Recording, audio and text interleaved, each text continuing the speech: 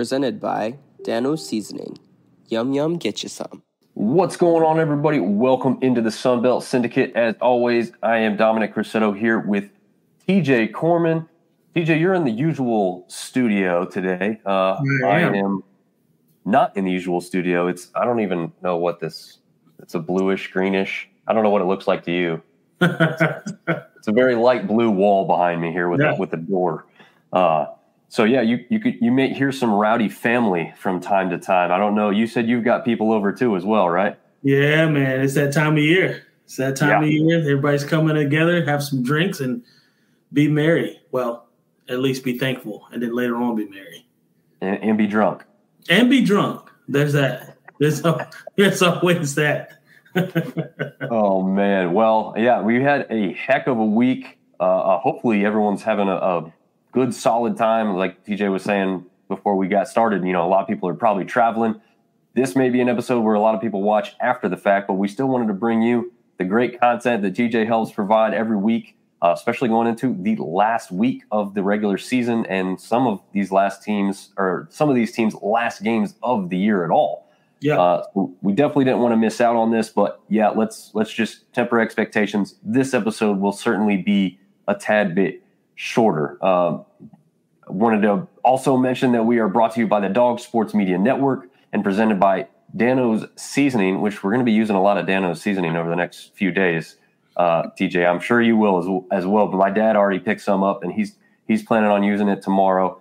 So promo code down below for that for the listeners. You spell that DAWGOS at danoseasoning.com to get some seasoning and spice up your Thanksgiving, or at this point, probably, something after Thanksgiving. Yeah, absolutely. Get your turkeys brined tonight and get ready to get up in the morning and get your cooking going on. What's up, Tony? Yeah, absolutely. Yes, Tony, thanks for saying hi. What's up? Hopefully you're having a good Thanksgiving so far and enjoy some good eats tomorrow. So, TJ, as always, we'll go ahead and jump into the clip aspect of what you provide us with every week. And go!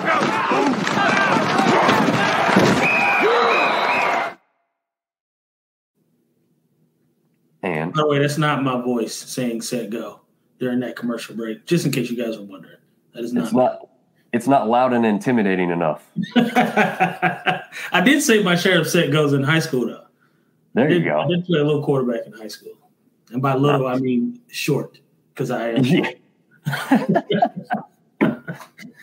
Well, we'll hope that this doesn't lag on us like it did before here. And, again, we'll run it through in full speed. This is a running back for Georgia State. I believe it's Carroll that takes it the distance. And just tell us what you see here on this play.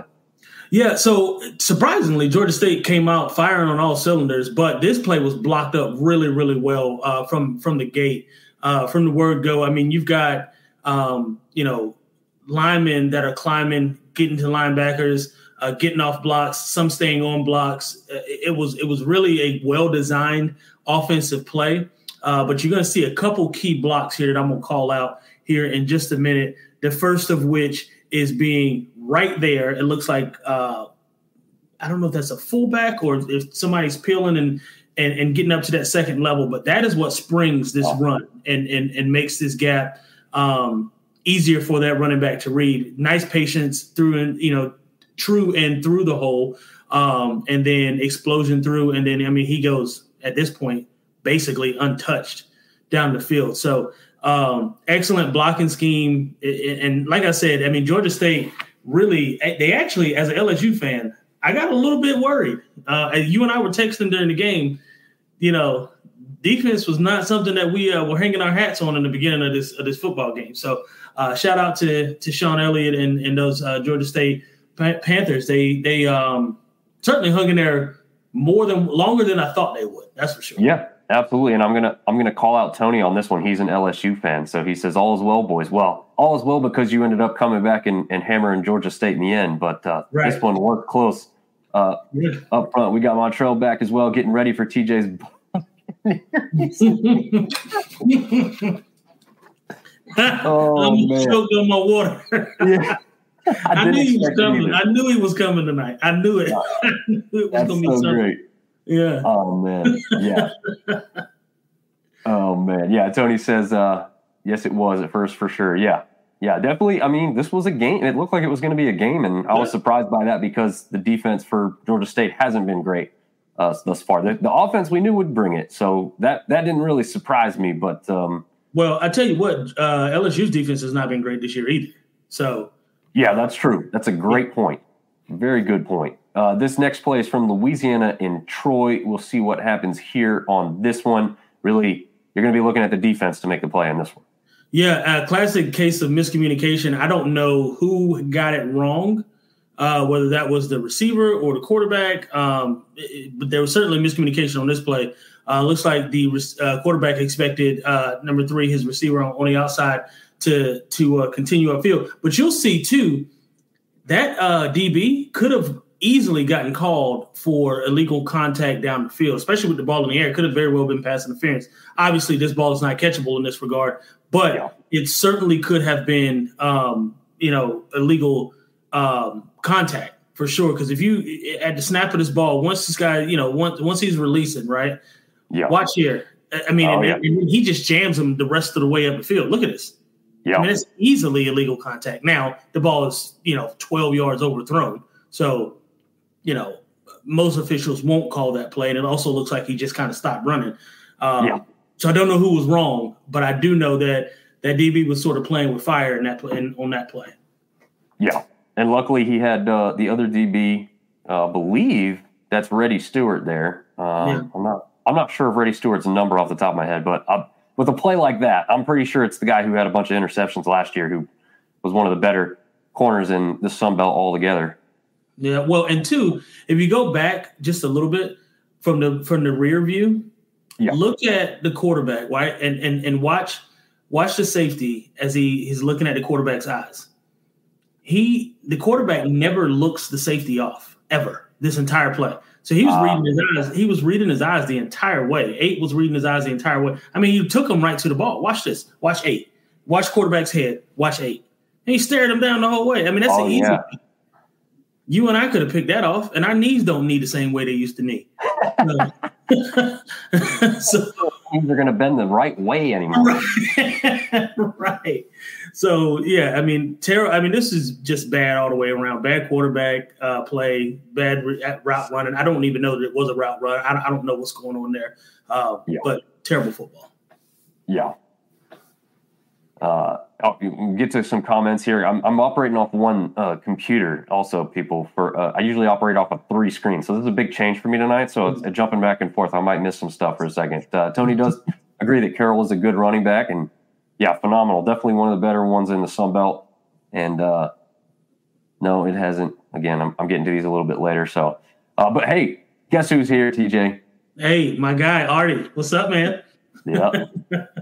Hey, you know what? I give him a ton of credit because we're going to get to it in a minute. But his team did not have the best showing, and guess what? He's still here taking in the show. We really appreciate you showing up, Artie, especially during the holidays too, man. And hopefully you're going to have a good Thanksgiving, and you got friends and family to spend it with in the next couple days here. So thanks for stopping by. Tony says that was Troy's only 9th interception of the season. Yeah. I mean, that was a hell of an interception there on that one. Yeah, I would say so. And Montreal says bad right tackle there. Yeah. Yeah. Probably a number of bad tackles on the line there for Louisiana on that one. Let's go jump back. Last play here. This one's nothing phenomenal, but it does come from the Coastal Carolina and Army game, as Coastal really seemingly down and out of it, but they did have the ball there with just under a minute left, and they're going to go deep here on this attempt.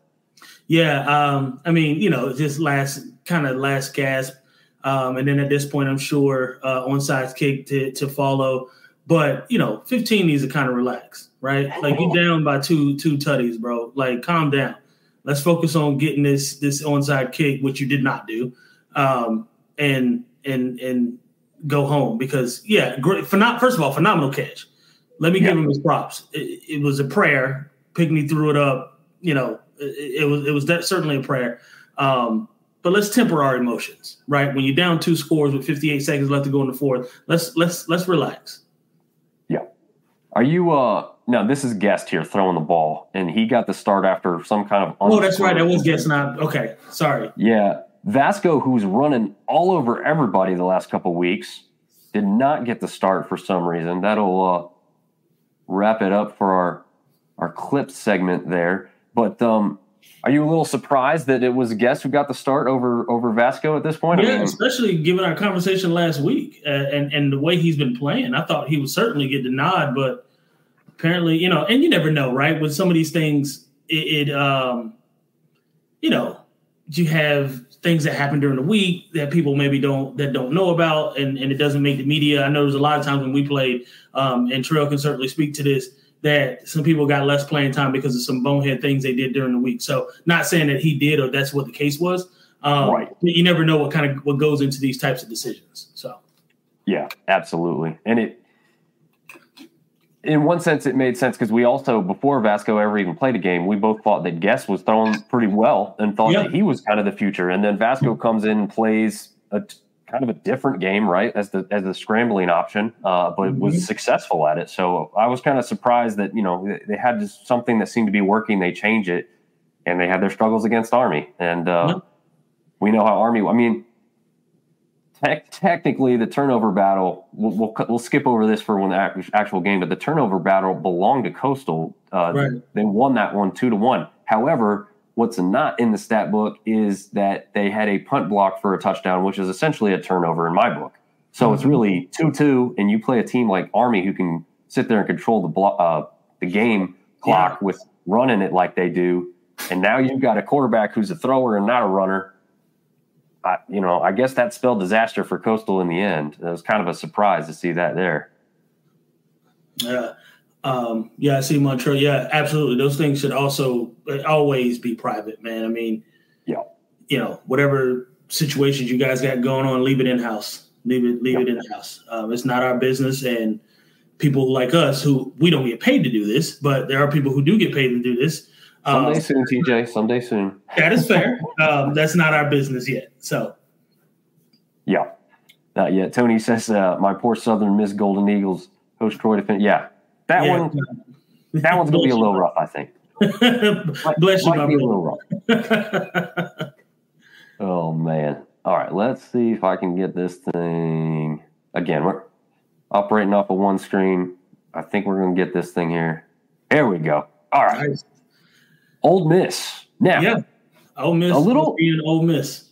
Yeah, a little surprised because this final score looks like it was never a game. It was going to be a blowout. 35-3 is a little deceiving when you see how the first half went, though. Right. First half, ULM played outstanding defense. And Ole Miss obviously had some missed opportunities for sure.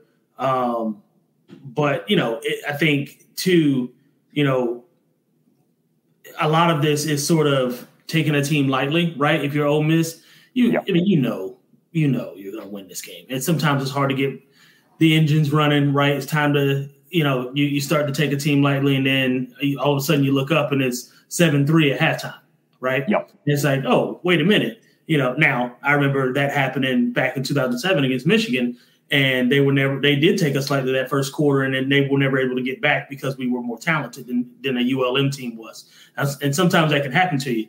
Right. Happened again a couple years back with A&M, Mississippi State and that. So, these kinds of things can happen. And then they came out, Ole Miss in the third quarter was being Ole Miss, right? Mm-hmm. And, sort of took over the game from there. So second half was more what I expected to happen in the first half, but I get why it didn't. Yeah. And the big difference to me is this one is Ole Miss defense against ULM's offense. I mean, they had the ball, but they almost went 3 and out. So, they, like you said, phenomenal defense, but their offense wasn't really getting it done for them to continue battling this one. And, man, these graphics, let me see if I can just refresh this thing and get this graphic to come up. Oh, the whole thing went away. Here we go. Hey, look at that. There's a tiger. There we go. More of the same, right? Again, like we talked about, though, a little bit earlier, Georgia State, the first couple drives, really, I think the first 3 drives, I think the third drive, they I think they either got a stop on third down or fourth down or something like that. But they were driving on that third drive, but came out and really. But Georgia State has a high-powered offense. Granger's good. I mean, they're really a good football team offensively.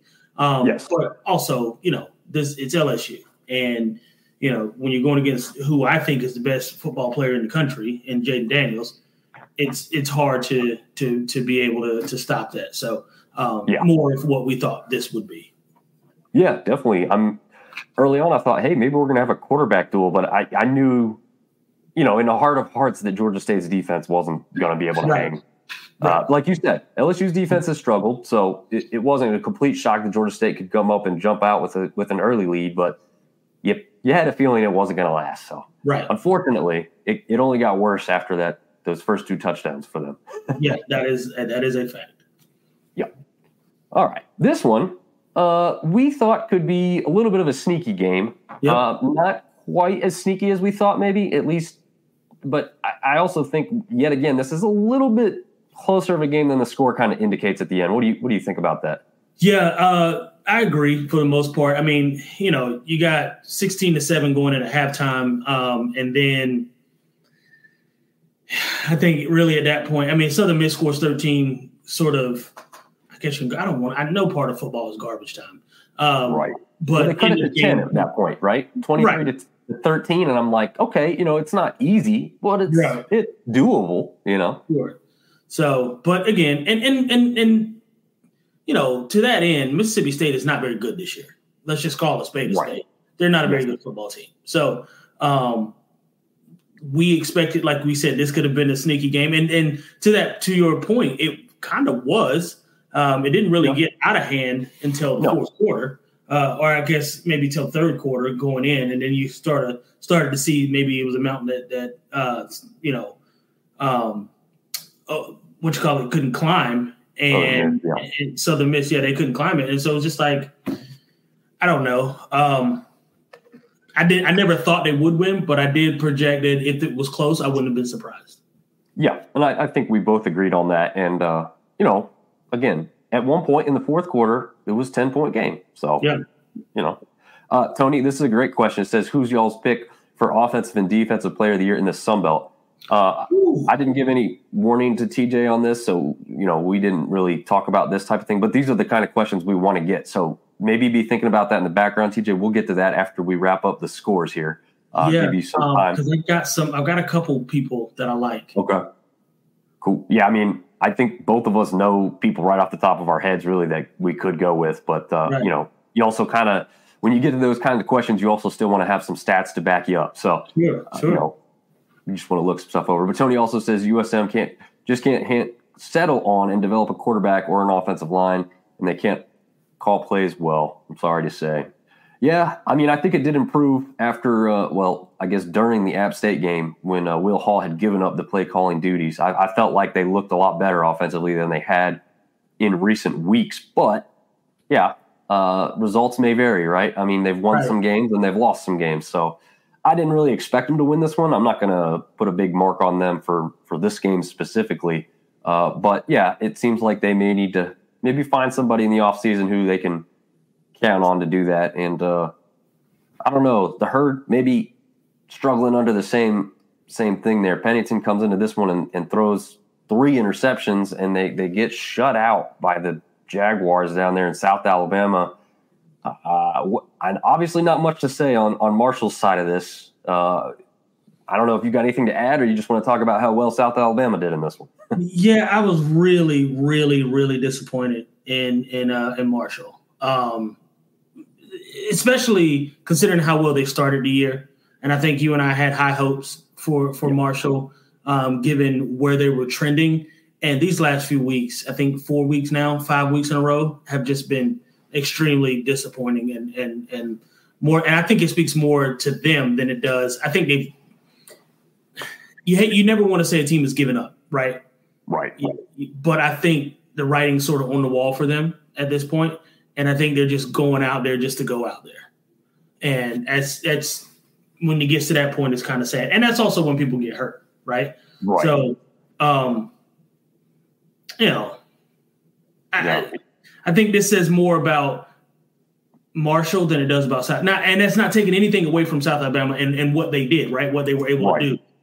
Because they did play a very good, sound football game all the way through. It just wasn't, I'm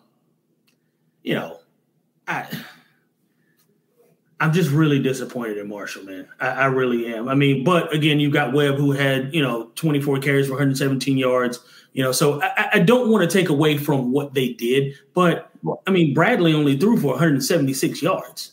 So it's not like he was lighting the scoreboard up. So that was the part where it surprised me when I go back to see, and we'll talk about it in a minute, but I was at another game, obviously, when this one was happening and everything. So I didn't get to see this one, and I didn't waste time going back when it's 28-0. However, that was the thing that shocked me the most, too, was the quarterback didn't really put up stats where you go, well, okay, that's pretty obvious. He threw all over the place. Really didn't. Right. And when you have a running back like Webb, you don't have to do that. But again, like you said, it's more of a disappointment from what I expect to see from Marshall. Even if you're going to lose a game, I mean, you put up a fight. And like Montrell says, maybe some of them quit. Maybe he's kind of lost the locker room in a sense. Yeah. I hate to just say that without any insider knowledge, but you have to question that when you got a disappointing game such as this late in the season. And, a lot of that comes from a disappointing ending. I mean, they did beat Georgia Southern the other week at home, but before that had lost 4 straight. So now they're lost 5 out of 6. It's a rough year for the Herd. And I think what they expected coming in, I mean, I think they were one of the favorites in the East before the season started. And now they're going to end up here without a bowl game. So rough go. Yeah. I mean, like you said, it's not their year. It really isn't. And it sucked because they really did have a great year, or at least a great start to the year. They had a great start to a year and a lot of good players that had a lot of promise in that point. Players with a lot of promise. Arkansas State finally put it all together, winning 77-31 over Texas State. I'm sure we're about to hear from Artie on this one, or maybe he just doesn't have anything left to say. I was going to say we might not be hearing from Artie. Yeah, he's definitely going to be disappointed in the defensive side of the ball. I mean, you score 31 offensively, like we said before this season, 30 to 40 points in this league, you should be able to win games as long as your defense is getting the job done. So how the hell do you put up 77 points, TJ? I listen, your guess is as good as mine. 77. Listen, I think it was my junior year. We played Wofford. Maybe it was my junior or senior year. We played Wofford at home on Halloween. And we put up 70. And it was just like one of those nights where everything was clicking. Everybody scored. And it was one of those. So I remember how much fun we had that night. And I mean, we had backup scoring. It was, we basically just ramrodded them.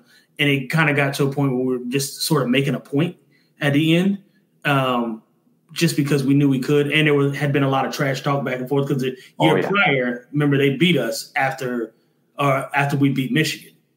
And so there was a lot of chatter back and forth. And that was the Halloween game, right? Yeah, that was the Halloween game. And we wanted to sort of make a point.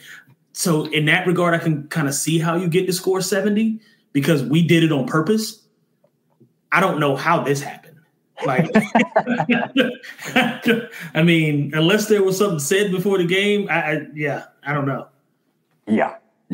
Well, GJ Kenny, the coach down there at Texas State, was having a pretty good year. Not the greatest, but, definitely a turnaround compared to what Texas State has seen here recently over the years. But as Tony's saying, maybe he's rumored over here at this Mississippi State job, which could be interesting, kind of a one and done. We saw that, be successful with Coach Drink over at Missouri and what he's done over there at that program after a one and done G5 stop. So, yeah, maybe it works out for everybody in the end. Hopefully it still works out for Texas State because I think they were finally getting to, kind of an exciting point in their fandom, getting back to that Texas root football that everyone's supposed to fear, so well. So already looks like he's moving on to the CFL Grey Cup championship because of what happened in this one. But he's got a good point there. Congratulations to Montreal Alouettes. They had 9 Sun Belt players on their championship team. So nice. it just goes to prove that what you're seeing in this conference is talent across the board. Not every team's going to be the greatest, but you've got a lot of great players in this conference. And we saw Cross being one of them with the 3 touchdowns. What was it, outburst all in the second quarter there, TJ, or was it in the third? I know he went off there for one point. Yeah, it was hard to keep track, to be quite honest. Yeah. Yeah, and Artie makes a good point. I mean, Texas State hasn't been routinely bowling in their history. So for them to make it, maybe they're resting on their laurels there. It seems like that may be the case. Again, 31 points is nothing to sneeze at. So offensively, not bad. Monty still had a pretty good performance, if I'm not mistaken. Finley didn't really put up his numbers for the season. I'm not talking about this game specifically. For the season overall, as much as I thought he might, coming from where he came from. But, yeah, this game was definitely, to me, the shock of the weekend. I think I read that 77 points is the highest point total in a conference Sunbelt game ever, which isn't surprising, I guess, right? Yeah, right. So TJ was kicking extra points that night. Oh, man. Yeah. Getting ripped on, man. I definitely punted that night. Yeah. I did punt the ball once. I'm assuming he's referring to our Halloween game against Wofford. I thought you were joking. You punted the ball in that game? No, you may not know. I don't think you noticed, and most people don't notice. I was the emergency punter. When I did not know that. Yeah, I punted for App State. It's probably 3 games. I punted. And by emergency, I mean like those short, like when you try to catch a team off guard and they got nobody back and you bring your offense out on 4th down and you shift and then somebody has to punt the ball. That was me. I did that. Okay. A couple times I pinned some teams inside the 10-yard line. There you go. So to my credit, I might not have been in the right state of mind to know who was doing what other than we lit up the scoreboard. And I lit up my body with alcohol. So anyway, oh man, Kenny going nowhere after these last 2 games. I think Texas State's certainly going to do what they can to keep him around. Right. I don't have the ins and outs of whether Texas State has the money to just kind of throw at him to keep him around. But hopefully, Tony does agree with us that Sunbelt's got some great players, and Texas State, we'll get to this one. Texas State finished out the season with South Alabama. Not an easy last opponent. Although, kind of like Texas State, South Alabama's had some that are a little surprising and let down this season. Speaking of letdowns, I think a lot of the people across the conference was a little surprised by this one. Yeah, I was disappointed. This is another game I was disappointed in the Sunbelt performance. Coastal, they I don't know. I didn't watch this game. I don't know if you did or not, but I was not able to kind of see what transpired the entire game. I know what I'm looking at, and I'll just take a look at quickly the stats here. 279, 3 touchdowns is not bad by guess, but I tell you this, obviously one came in garbage time. The other 2 sort of kind of kept it close. But I don't think defensively they were able to stop the run at all.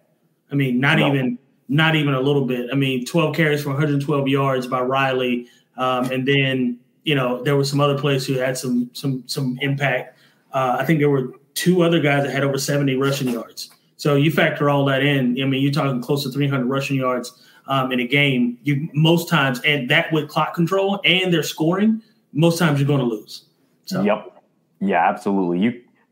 You know this because App State's been that team. Not so much when you were on it, really, but slow ball control team. When they get up, it's hard to beat. Again, specifically Wofford and Georgia Southern back in the day. Those were those types of teams. You cannot afford to go down early because all they want to do at that point is run the clock out. They don't care about scoring more points. Just run it now. Yeah, 100%. Yeah. So I appeared on Trevor's podcast, a basketball podcast called The 2 Pointers. And it says completely unrelated. Well, it's not completely unrelated because this is a Sunbelt focused podcast entity. It's just more focused on football. But as far as basketball goes, Southern Miss down at home to SDSU, and JMU is up 20-3 to Fresno State, which JMU's run continues, man. Just impressive school, man. They have team ranked or previously ranked, depending on which poll you're looking at, I guess, for the top 25 in football. They are top 25 in basketball. Their men and women's soccer team both made NCAA soccer tournaments. And yeah, I don't know. Maybe they're good at a couple other things. Who knows? Yeah, but, listen, they're impressive. They are. JMU is an impressive school, and they deserve to be here, right? They didn't just bring them up here to do them a favor. They've proven on every level that in every sport that they deserve to be here. So kudos and congrats to them. Yeah, I don't know how they've been so well hidden for. I guess I shouldn't say that. I mean, we knew that they were. Well, to people like us, no, they're not hidden. But the public, to the general, you got to look at it this way too. There's a lot of casual football fans, college football fans, right? Yes. I'm watching the top 25, or I'm watching the SEC or the ACC, and games they're not looking at actual college football. Basically, past the top 20, they don't really know who's out there. That 15 through 25, 30, 40 ranking, they don't know those teams, but those are some really good damn football teams, because not everybody can go undefeated. Not everybody can go 12-1 or 11-2, right? But that doesn't mean you're not a good football team. Yep. Nope. And quick note before I move on to this next matchup, Tony says Army 0 passing yards, 365 rushing versus Coastal. Yeah. Yeah. And between three guys, there were 200 and some odd rushing yards between. I think it was 120, 112, 76, and 74. So yeah, a lot of rushing yards between three guys. Jeez. What do you think about this one? The NCAA is a collection of idiots there, Tony. Yeah, 100% agree, Tony. Yeah, I agree too. A cabinet full of idiots. Yeah, like we said before, and we'll touch on it here in a second when we get to this matchup, but the JMU App State game was lived up to expectations, but it doesn't mean that JMU shouldn't go bowling to me. So 100%. That's just part of it, obviously. JMU's number honestly, maybe you're right, Artie. I don't even know, but I wouldn't. I have no way of knowing. I have the internet right here. I guess I could look it up, but there you go.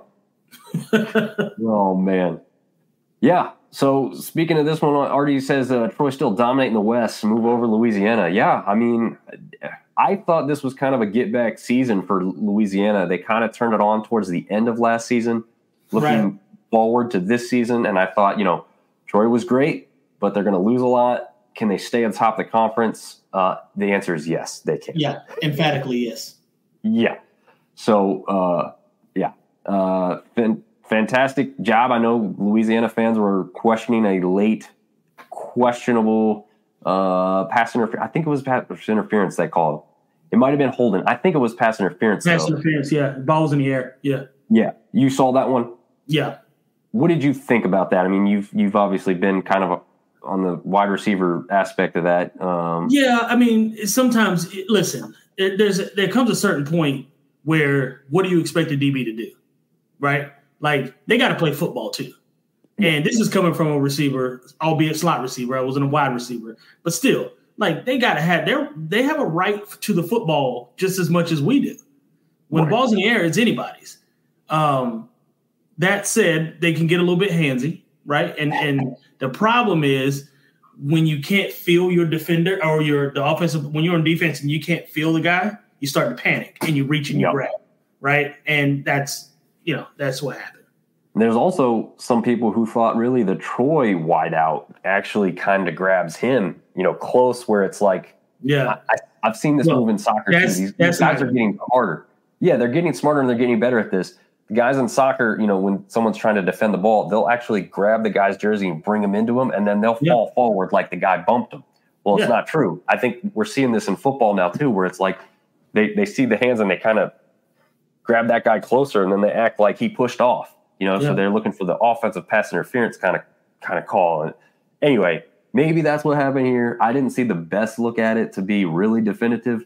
Yeah. But it could have gone either way, to be honest. Yes, exactly. It is worth saying that maybe if there was a better camera view, we could have more of a clear-cut answer. But either way, from what I did see, I would say I'm fine with the call just because I didn't see enough to say it blatantly was or wasn't something else, right? So, but I thought we just mentioned that because it was a moment that people were questioning within the game. Montreal Montrell piling on the NCAA billionaire idiots. Absolutely.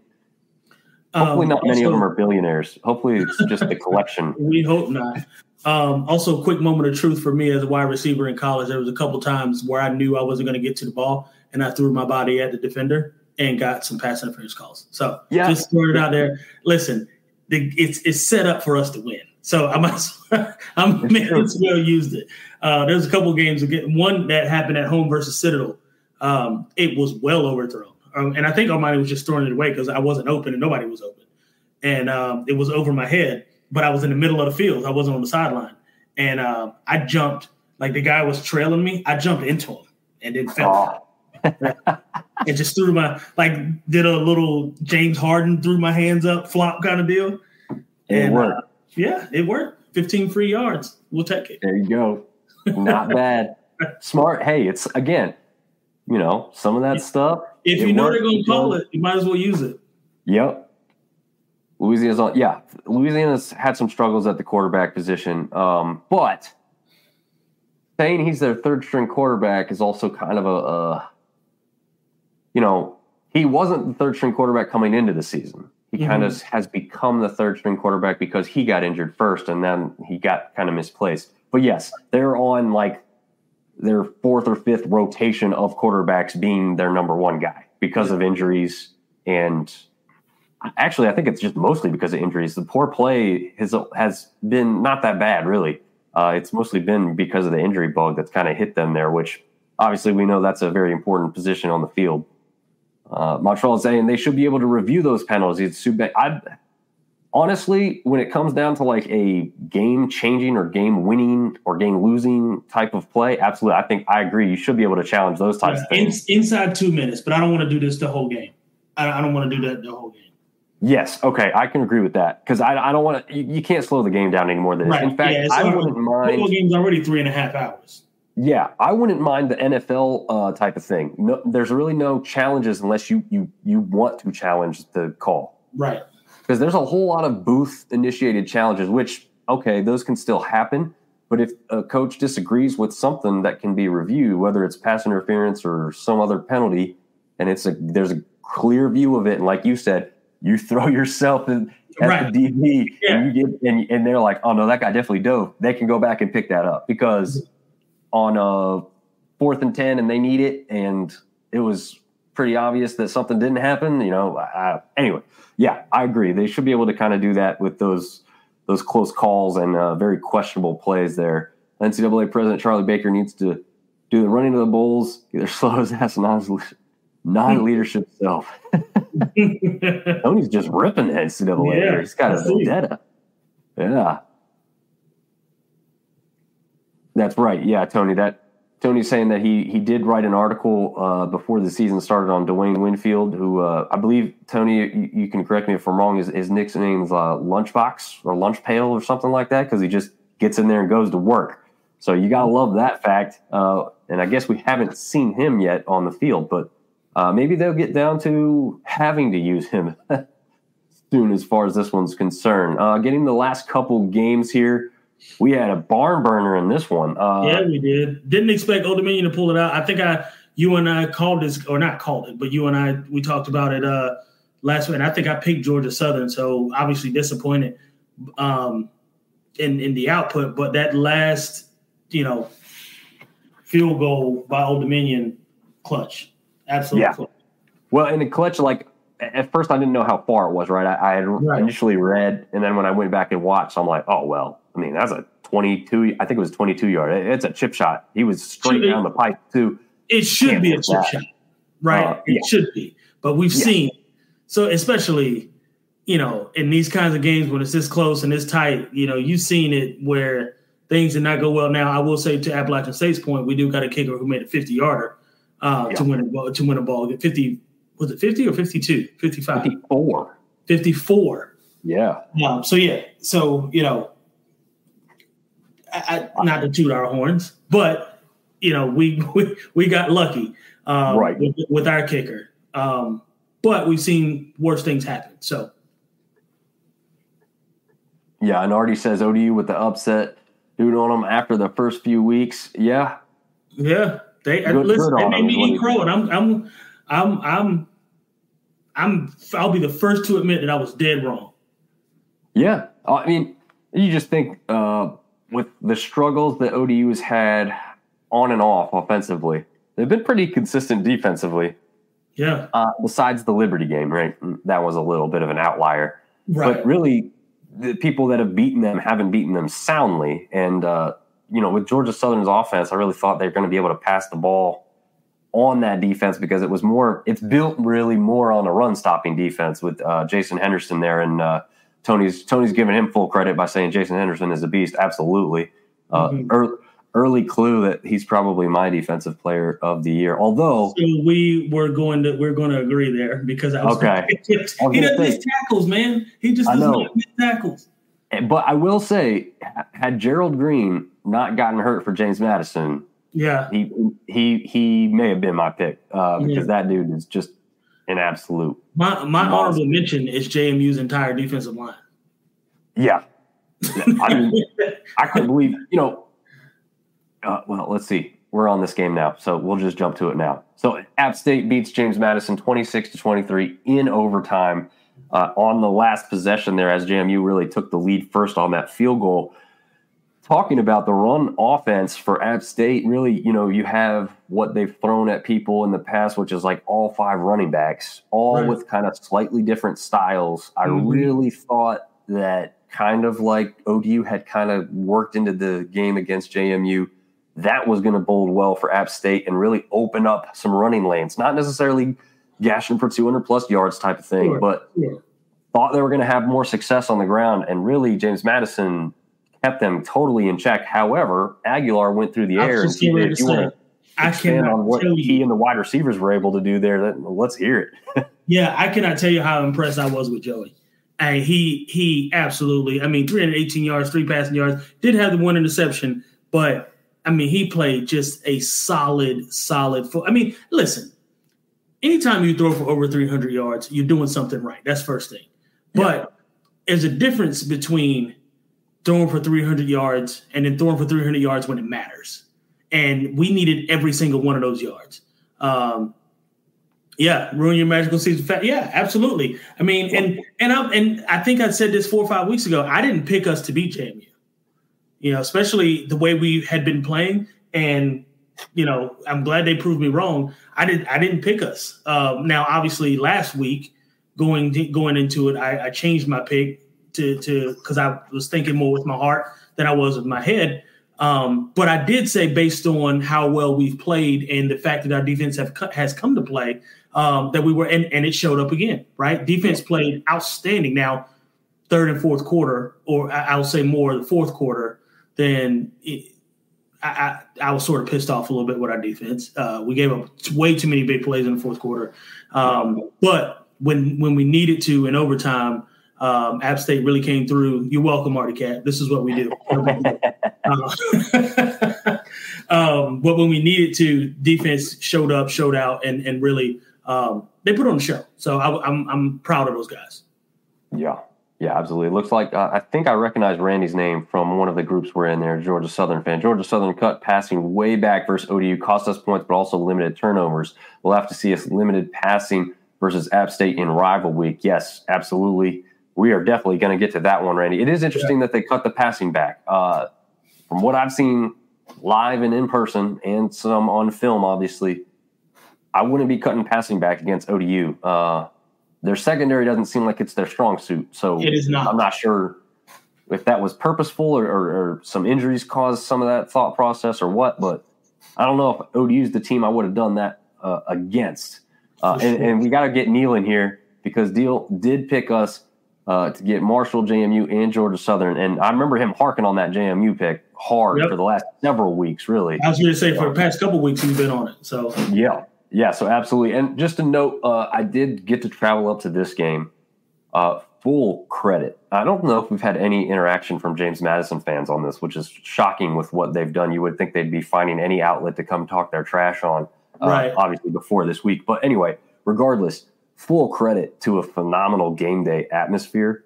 I watched it on TV. It was sheesh. Yeah. I was at both. So I was at in Boone last year. I was in Harrisonburg last week.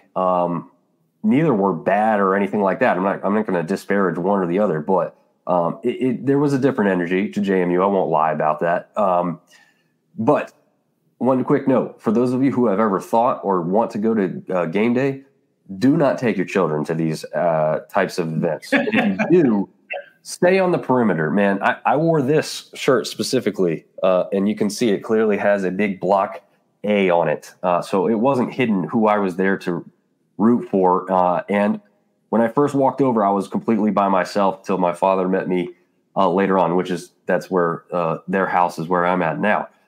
So, yeah, not the nicest of crowds, not the worst either. It wasn't like going to, Georgia Southern or Coastal, but it was probably just below that somewhere.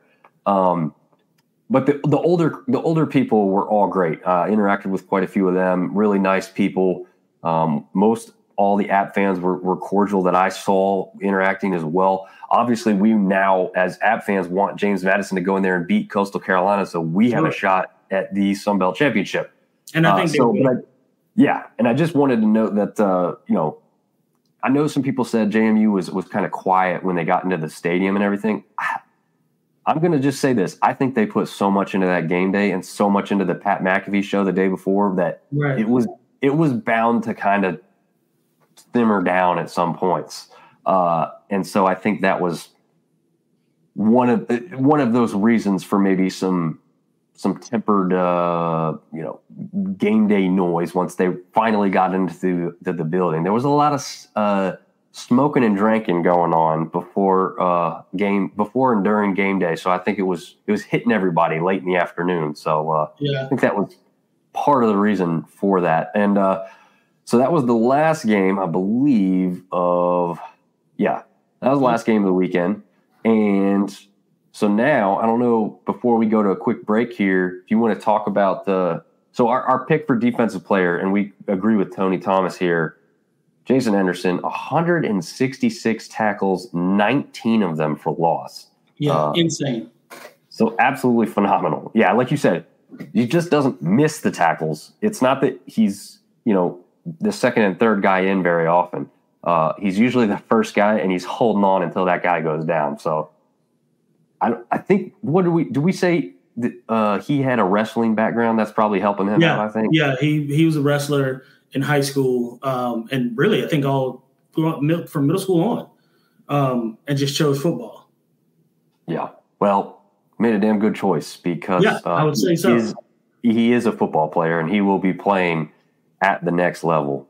Neil says, I guess he's agreeing with me. Again, I'm not getting to these at the time that they're sent in necessarily.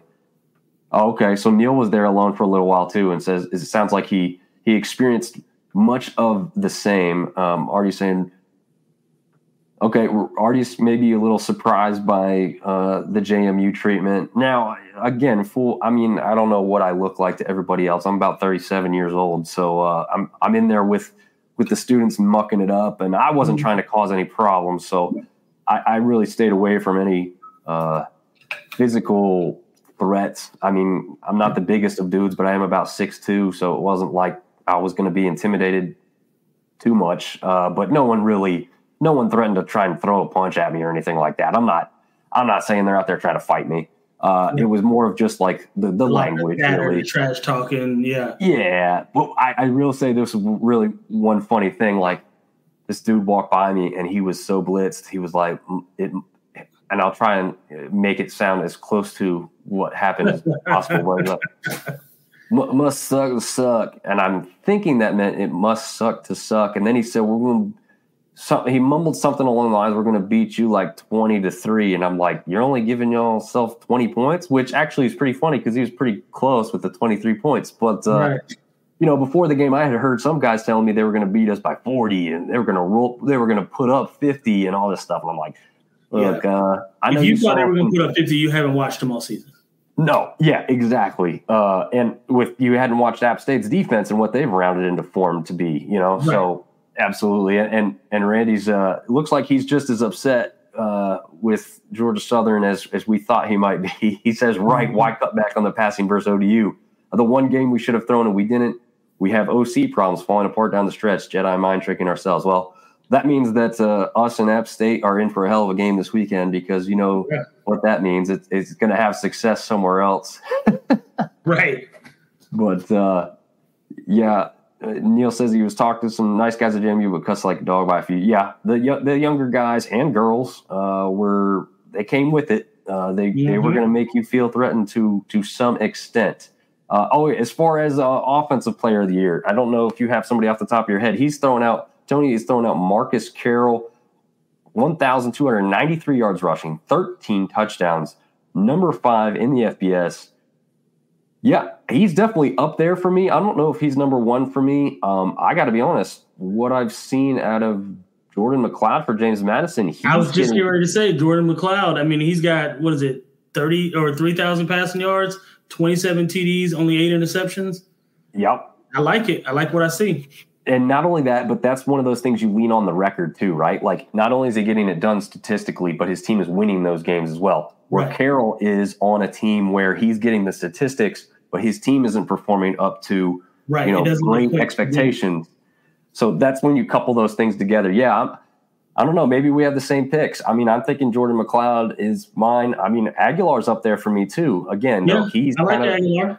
Yeah, he's kind of that same thing with Carroll where, like, statistically, great. But, you also weigh in how your team's doing as a whole. And I think we both agree it's not Aguilar's fault. I'm not saying that. Sure. No, of course not.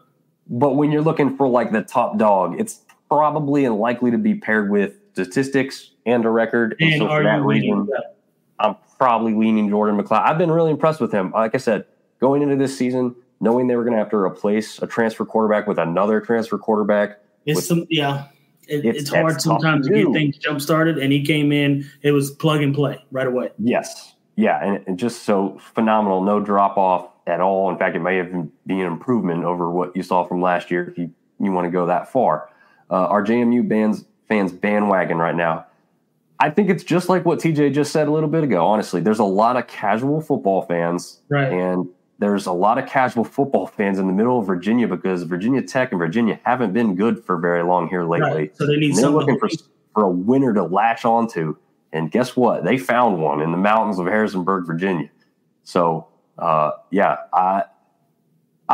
would say a lot of it is bandwagon type stuff because if they return to middle of the pack next year, you're going to see not as full stadium and not as much passion, but I've driven I-81 for years, and there's tons of James Madison stickers compared to the Virginia Tech and Virginia and even the Liberty stickers that I see. So, I mean, they got a fan base that's passionate. And again, like we just touched about as well, it's across the board. It's not just football. So sure, absolutely.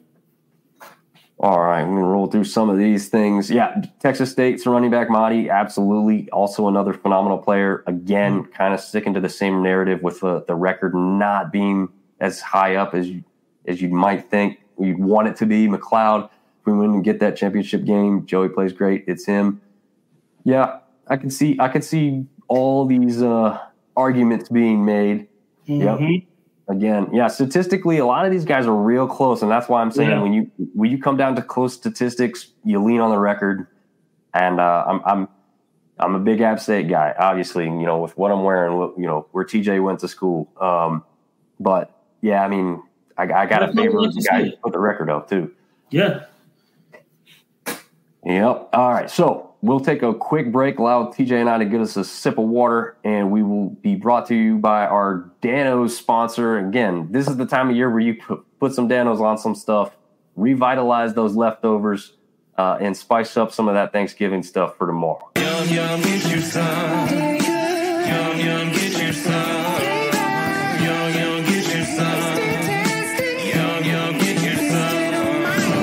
Seasoning, food's favorite flavor. Yum, yum, get you some. I'm Joe Burrito, your favorite burrito. Whoa. Joe, hey. We all know you're the best. What? You can always do better.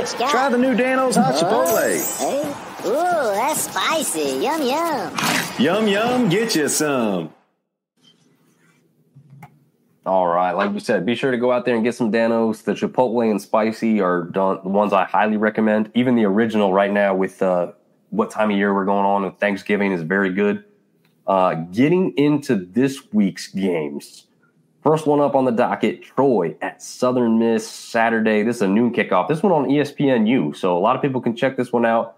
As featured here, we've got two great running backs that you should be watching out for. TJ, what are your thoughts going into this one? As usual, I mean, I think Southern Miss will come out and obviously feature Frank Gore Jr. I don't think it'll be enough as per usual. Again, Southern Miss is not a bad football team. They're just not ready yet. And Troy is obviously well beyond being ready. And with Vidal having 1,200 yards, almost 1,300 rushing yards on the season, I think it'll be more of the same. So I'm going with Southern Miss, or excuse me, with Troy. Yeah. This is one of those weird ones where, Troy's kind of got it wrapped up, right? I mean, they've got the West locked up, they got the championship appearance taken care of, all but really secured that they'll host as well. Honestly, we can touch on that later too. But this one is kind of like, I kind of see this the same as that Mississippi State game for Southern Miss last week, like where it could be kind of close for a lot longer than it should be type of thing. And that's a little bit of Troy looking ahead, a little bit of Troy resting, a little bit of Troy trying a few things or something. Wouldn't shock me if this one's closer score-wise than it indicates with play on the field. But, I think this one's definitely going to be in favor of Troy as well without too much of a concern in the end. But again, up until that point, maybe a little questionable. Next up, we've got Georgia State traveling on the road to play ODU. This one a Saturday 2 p.m. start. This one on ESPN+. Who gets rolling? I mean, I guess gets rolling. ODU just came off that walk-off victory to kick the field goal, and Georgia State comes off a shellacking in the end, but a good performance at the start of the LSU game. What do you make out of what these teams have done coming into this one, and what do you expect to happen? Yeah, so I think both teams obviously have gone far beyond what we've expected this year, especially Old Dominion. Again, I've said it a million times. I'll say it again. I think ODU has been outstanding and punching certainly way above their weight class this year. This game is, and I hate to. Obviously, you want to pick a side, right? You want to pick a team to win, but I honestly would not be surprised either way. I think it's a coin flip. I think if I had to give somebody the edge, it would be Georgia State because you have to play 11 on 11 when you got a running quarterback or a quarterback that can run. So it's actually 11 on 11 football at that point. So if I had to give an edge, I would say Georgia State, and Georgia State needs the win. And they both need the win, but Georgia State certainly needs the win. And after coming off a shellacking that they did by, LSU, it's one of those things where let's, bounce back, put things in this proper perspective, and let's go play some good football. So I'm leaning towards Georgia State, but I'm not surprised either way.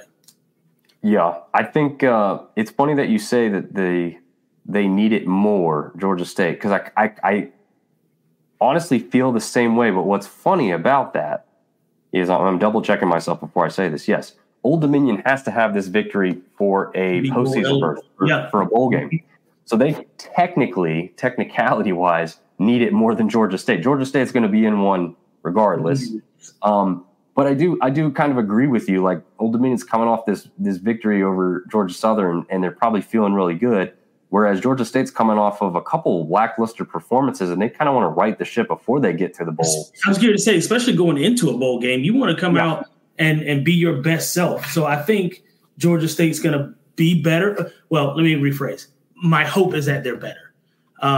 But yeah, and Artie Cat agrees. I think when you're looking at two teams who are as evenly matched as these two teams are, you got to look for at this point the athletes that stand out. And in this case, it's Granger. And I honestly, it's not close. He's going to be the best athlete on the field for either team. It's just going to be a matter of what proverbial ball bouncing their way. Yeah. And Artie says he didn't mean to say food running game. He meant to say good running game. But I think we figured that out. Trust me, Artie, you may mistype, but we misspeak. So it's all fair down here in the Sunbelt Syndicate. So absolutely. The only thing that's a question mark for me, right, is I don't know if either team kind of lights up the scoreboard here, right? So like a tight tested thing. I don't know. Like, ODU surprised me when App went to play them with two solid running backs. At least I thought solid running backs in Callaway and Wicks. Mm-hmm. If they both have a pretty good game, I mean, they had a pretty good game against JMU where they kind of had that outburst to get over 100 yards for one of the first times against that James Madison defense all season.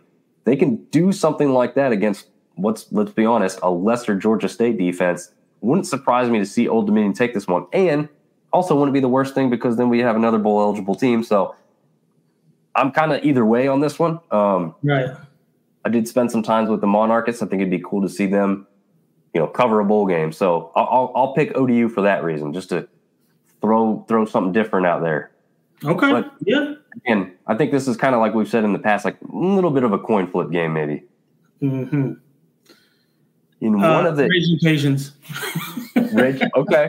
Now here's something interesting.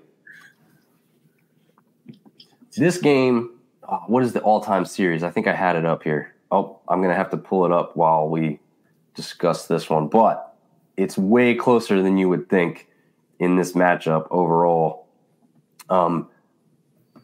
Let's see, 2 seconds here. Okay. Raging Cajuns lead the series 31-26. That's not bad. Not bad at all. And it seems like, from what the Cajuns fans talk about, and also Monroe won the last game. So they won in 2022. But when the Cajuns do win this series, they're typically winning 3, 4, or 5 games in a row at a time. Right. So we'll see, because in this series, it seems as if Monroe has struggled to put more than one victory together in the last decade plus. Right. So, also, I think you saw really a pretty good Cajuns team almost take down a Troy team, or at least take them to the brink this past week. I think, you're seeing two different teams. ULM, although we did talk about this, played very well in that first half versus Ole Miss. Right. So, another one where it's maybe close early and then someone kind of takes it towards the end there. And with this one being on Cajun Field, and one of the last times they'll be playing on the Cajun Field, as we've seen it here in the past before they renovate the hell out of this thing, which it looks good if you've seen the renderings. It's going to be smaller, but it's going to be a lot nicer. Right. So I think it's a great move for Louisiana because, let's be honest, they haven't filled that thing up to the brink, but they do have a solid fan base. They just need a proper size stadium. And one that's nicer, boom, you win all the way around. So For that reason, I'm going to go with the Cajuns as well in this one. But got some playmakers there on the Warhawks side, and wouldn't be totally shocked for a close one early in that game. Next one up, team we just talked about recently, James Madison traveling down to Conway, South Carolina. Any chance the Shots pull the upset here over the Dukes? I hope not, right? I mean, yeah. I'm picking with my heart again, but also my head, because, and here's the other thing, too. JMU coming off the loss versus App, the game they feel like they should have won. And most people, most football minds, based on the way App has played and the way JMU has played, I think everybody on the GameDay show picked JMU. And then I think on the Pat McAfee show, all but one guy picked JMU. So our hero, Austin Connor. Yeah. So I think and that was, I watched that show live and I was like, holy crap. Phenomenal. Yeah. There was some words being said that I cannot repeat on this show. Yeah. That said, JMU feels like they should have won and probably are pissed off, right? And I would be too if I were them. So I think they take it out. And I think they, Coastal's running into them at a bad time. And really, Coastal's not an explosive football team on either side of the ball. They don't turn you over. And then offensively, they don't have the weaponry that is really going to outscore you, in a way that JMU can't stop. So smart money says JMU. Obviously, my heart says JMU, but even more than that, my football mind says it really, honestly, I don't want to say it shouldn't be close because these are conference games, and conference games are usually close for the most part. But what is the spread? 8.5 or 8 in favor of James Madison? I would say at least 10. Yeah. I think we saw a little preview of this last year. So we know that Grayson McCall isn't going to go in this game, and he didn't go last year. And what we saw in that first half was, again, what I've been talking about with some of these other games in the last games of the season type of thing. Close for the first half, and then JMU blew him out of the water in the second half. Yeah. I think this one could be similar, and part of the reason for that is because I don't even know who's going to go for quarterback, right? You had Vasco come in and win some games. I don't think they know. That's true. That's very true. That's a great point. If they don't know, then that's maybe a tactic that bodes well for them. Right. Because they don't know. They got to plan for two guys who do two drastically different things. Yeah. But, yeah, I mean, I got to be honest. You're losing to Army here doesn't make me think very highly of what you're capable of doing here against a team that is much, much better than an Army team on both sides of the ball. Yes. So, yeah, I agree with you. I think this one is a spread bigger than 10. I don't think Coastal's defense is going to be able to stop this James Madison off. Again, we don't think they're the most explosive, amazing offense, but they are pretty consistent and they are threatening. And like you said, they're probably going to be a little pissed off after what happened last week. So, and Jordan has thrown for over 3,000 yards this year and 27 touchdowns. So while they're not explosive, they are hella consistent. Yes, absolutely. And Surratt. We were talking about it in the stands. Not related to the two kids who played for both Wake Forest and UNC, by the way. They may be like distant relatives. They're not brothers or first cousins, it doesn't seem. So gotcha. Just so you know, because I've been hearing that name and I'm thinking he's got to be related to those two kids that were playing, kind of locally here too lately. That is not the case, apparently. Neil wants to know if we sent Boston some swag. If we didn't, App State needs to. That's not my call, but that would be one of the first things I would have done on Monday morning. Right. Going into a game that starts at 3:30 kick on ESPN Plus, we've got Arkansas State traveling to Marshall. All right, so Arkansas State's just put up 77 points this past week. Marshall put up 0. Yeah. What are we about to see on the field this Saturday at the Joan? I think Arkansas puts up at least 40. Okay. At least 40. I don't think Marshall – I think they've given up, man. I really honestly think that the writing's on the wall. Now, here's the thing. One or two things are going to happen. They're 5-6, right? Right. One more game gets you bowl eligible. So you get two – there's only two versions of things that can be played out here, obviously, besides the win-loss. It's either Marshall comes out like world beaters and we see the Marshall we got at the beginning of the year and it shows us why they can go into a bowl game and win it, or they get down by 10 at halftime and they hang it up. Yeah. That's the only way this goes. Either they get the hell beat out of them or they come out and do what we thought they were going to do at the beginning of the season. But I don't think there's any two ways about it. If they lose, they lose big. If they win, I think they win close. But if they lose big. I can agree with that. But I'm leaning, I think, the same way you are, which is that they lose big, because I think that Jalen Rayner, before the other week where they scored 77 points, was, I think, still on top. And if he wasn't on top, he was still within the top 5 of, like, most consistent QBs in the country. Right. I don't know if that's based off QBR or completion percentage or what, but he's consistency-wise, he's one of the best in the country to do it. If you just put up 77 points last week, you're going against a defense and a team that might be kind of slowing it down for lack of better description. I think he just keeps it rolling, man. So, again, if it goes the other way, that's fine. Again, we get another team into a bowl game in all possibility.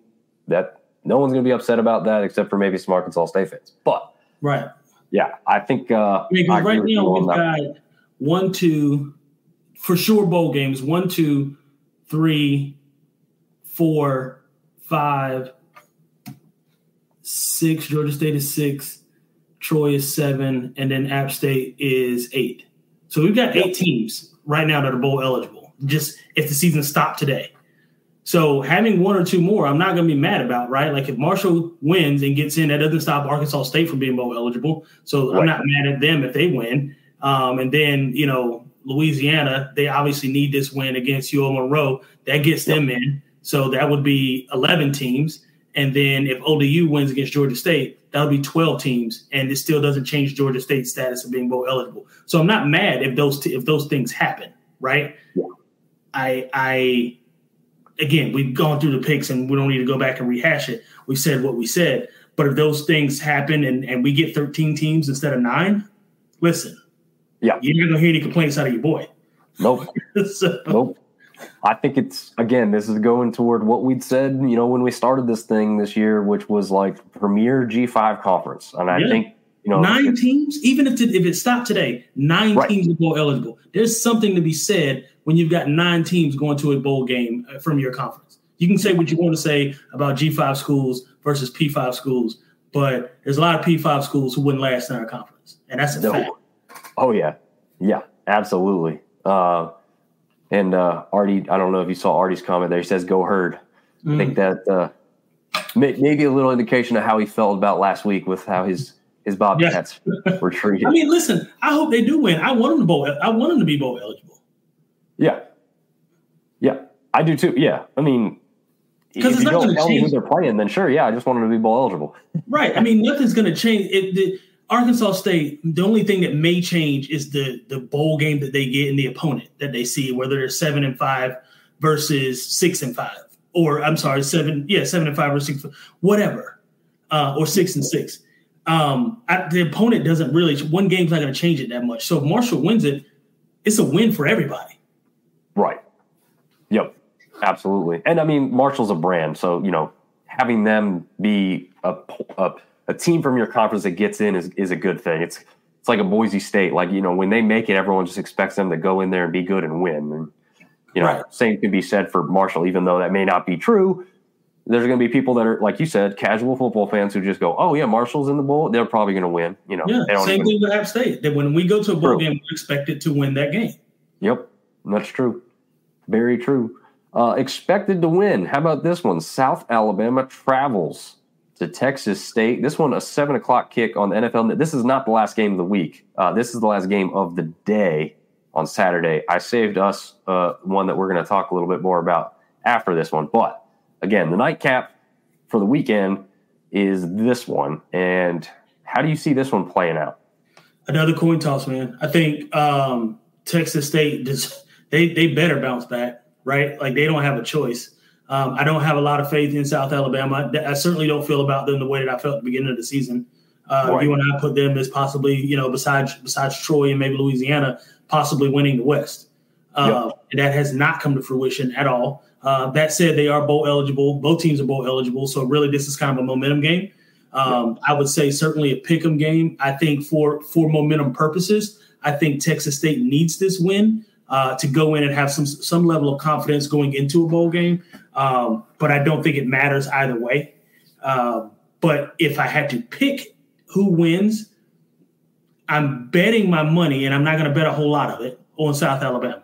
That said, if Texas State won, by a field goal or a touchdown, I'm not gonna be shocked.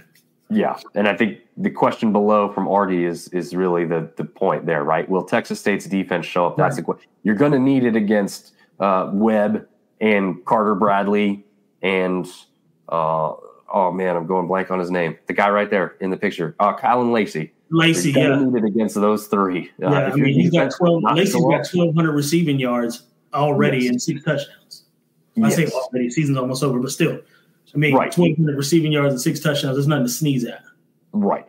And that's on a team that didn't even perform all that well in a couple of games, right? And so he's still putting up that kind of offense in games where the rest of the team's been kind of shut out. So, yeah, but I mean, again, on the other side, you've got Mahdi, you've got Finley who can surprise you at a moment's notice. Hobart over there at the wide receiver position. You still got Hawkins over there who's doing something. He's already cheering, Boga, Boga, Boga.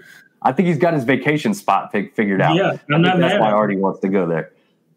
But, yeah, I mean, absolutely, like you said, really at this point, I hope both teams look good, and it comes down to a last-second play, and somebody takes in, a winning record or a win into the bowl series.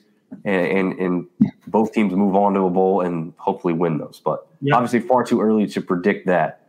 As far as the game that we're going to highlight for the week, for a couple obvious reasons, one of the biggest being that you will be there in person, TJ, to see the retirement. And set me straight on this. What exactly are they retiring? Is it his jersey? Is it like him? Like what? How are they phrasing this to make it clear? Well, he's certainly already retired. But no, that's true.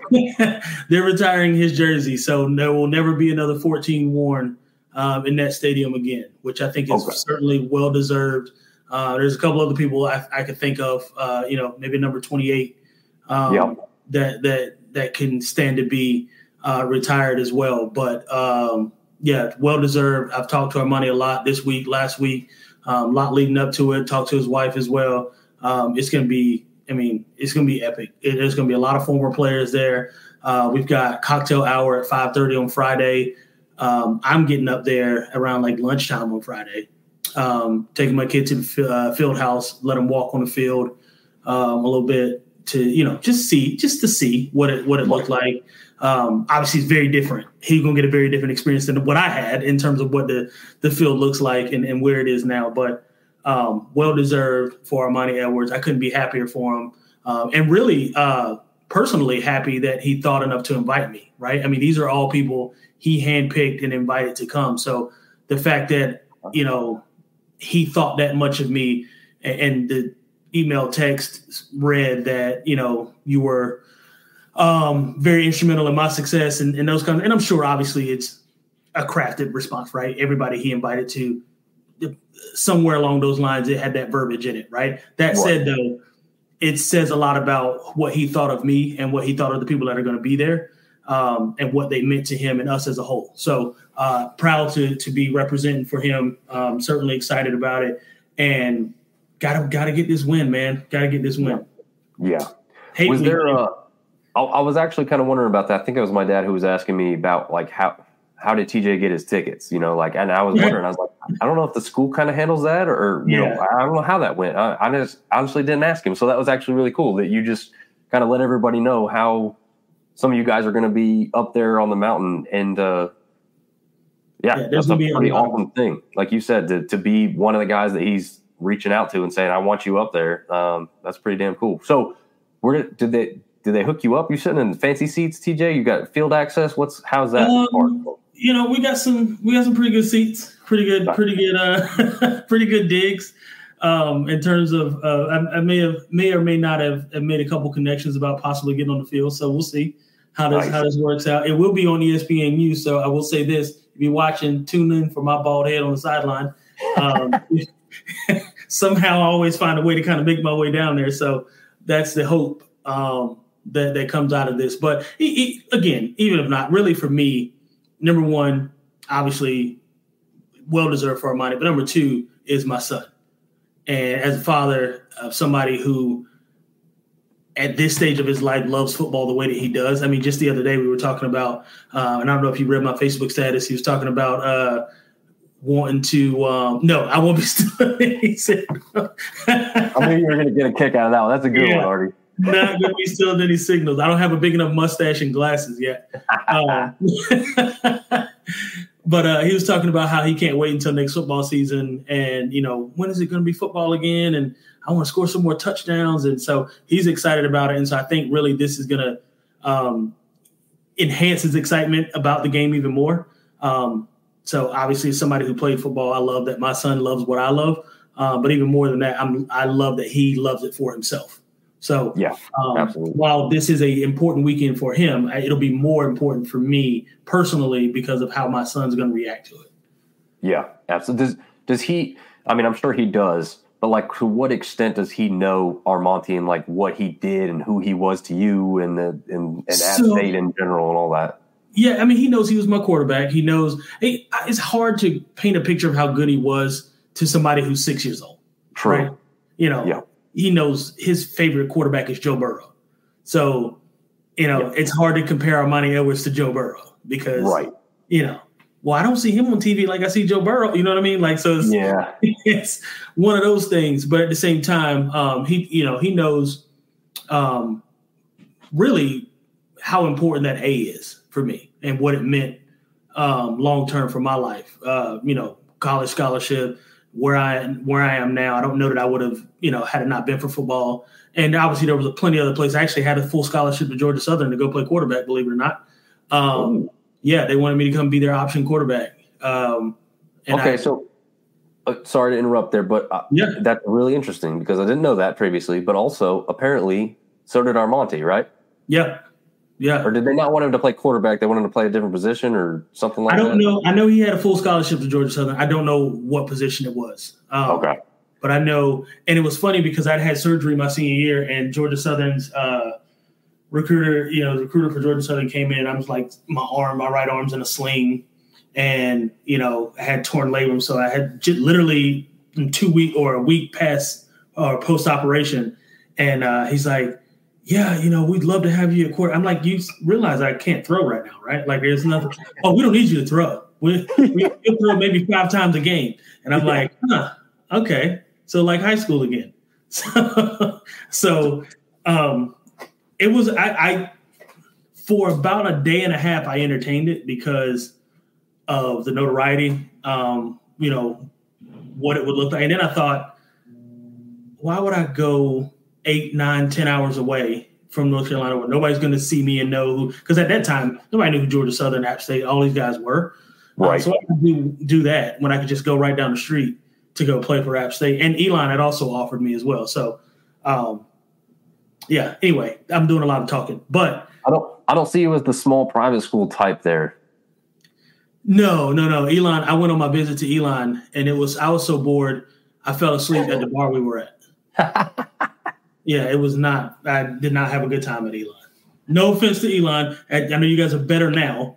And you got progressively better as the years went by, even when I was in college and we were playing against you guys. But, yeah, it was – anytime the recruiting coach was like, hey, well, we can play you at running back and play you receiver. We can even play you at DB. Wherever. And I'm like, so you don't actually have a plan for me? You just want me to come there?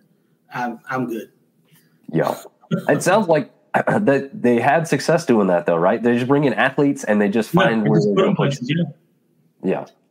So Randy says, I just took it off as I was about to read it. Randy says Georgia Southern has won 3 of the last 5 versus App. I'm not reading what he actually wrote with the Y at the end. I'm calling for Georgia Southern to pass over 60 times and win in the final seconds. Go Eagles. Gotta. Disagree, but I will say this.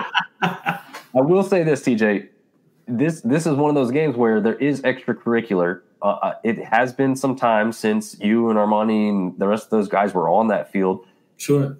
I don't know how much, and not as a disrespectful thing at all, but I mean, like, how much do they put into it? There's a ceremony. Like, it's not really connected to them and the team, like, at this very moment. You know what I mean? Obviously, in a history sense, it is, but sure. Like, it's not like their routine. I don't think is gonna. Maybe it is. I don't know. I don't know the background of some of how these things work. Like, are you and Armani and the guys going to be like walking around with the team before, in the locker room a little bit, or talking to them, or like, does that stuff change or what? So I don't have the inner workings of how that type of interaction happens, but if it does, I could see it playing into Georgia Southern's advantage to somewhat of a positive for them, because there is a distraction or a change in the typical routine.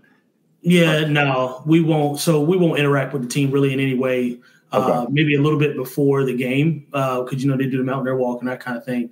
But apart from that, we won't be talking to the team. Or no, and it doesn't. At the end of the day, none of these guys were here when this happened, so this doesn't matter to them regardless. Georgia Southern's going to want to play spoiler because they want to ruin a good day and a ceremony day for App State. But at the end of the day, I mean, this matters to neither one of those teams. It matters to guys like myself, guys like Armani, K. Rich, Devin, who'll be there, all those guys who are a part of it, who lived that, during that time.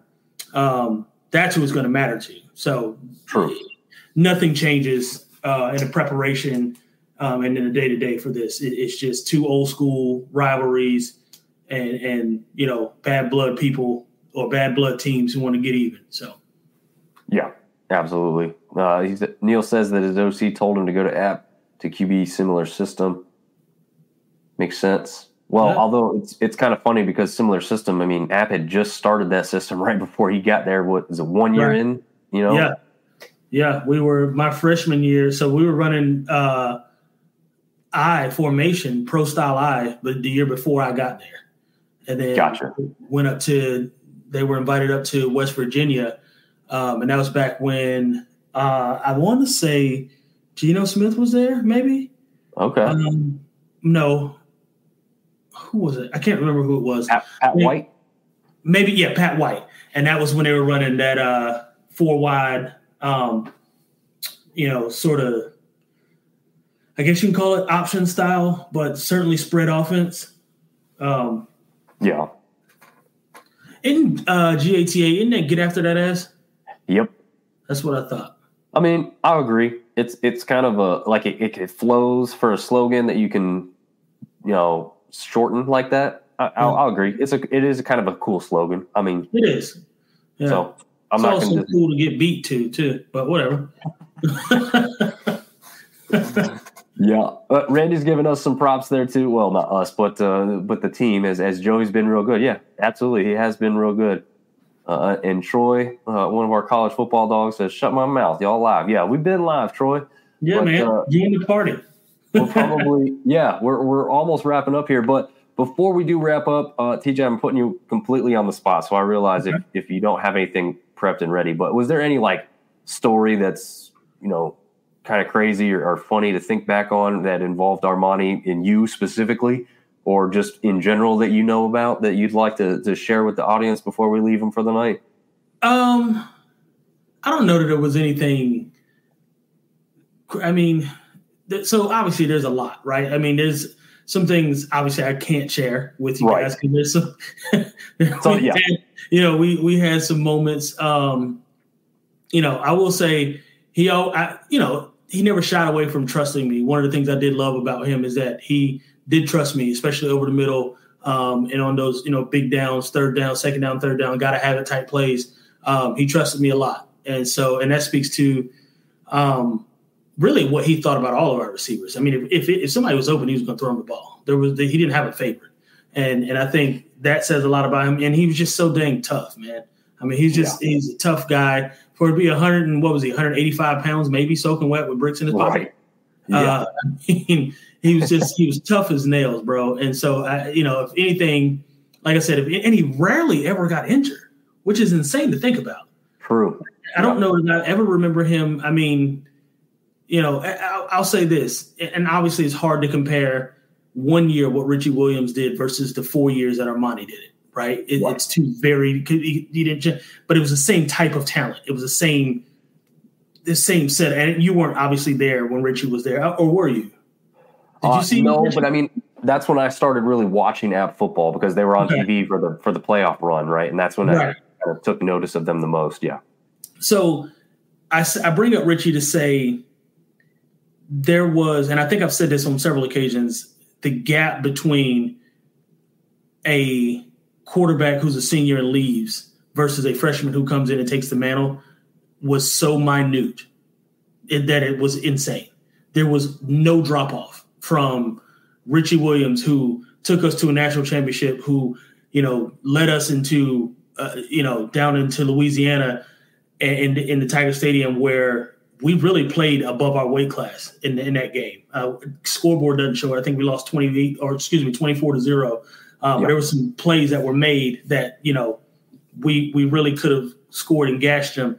And to have the season that we had and the way Richie played, and to have that then go away and Armani come in immediately, I think second game of the season he came in and started as a freshman, and there be no drop off is a lot to be said for your program and for the people that the type of people you recruit.